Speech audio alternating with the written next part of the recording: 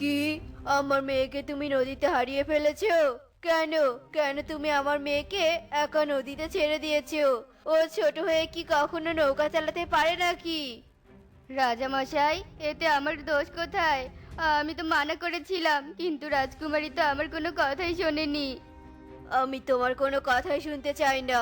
তুমি আমার মেয়েকে হারিয়ে ফেলেছো, তাই আজ থেকে আমার রাজদরবারে তোমার কাজ বন্ধ। বেরিয়ে যাও, বেরিয়ে যাও আমার চোখের সামনে থেকে। রাজার মুখে এই কথা শুনে তোতা কাঁদতে কাঁদতে রাজ দরবার থেকে বেরিয়ে যায়। ওগো, আমাদের মেয়েকে আর কোনোদিনও খুঁজে পাবো না। তুমি কেন ইকরিকে নদীতে পাঠালে? আজ যদি ওকে নদীতে না পাঠাতে, তাহলে আর আমাদের সন্তানকে হারাতে হতো না। এখন আমি আমার মেয়েকে ছাড়া কিভাবে থাকবো?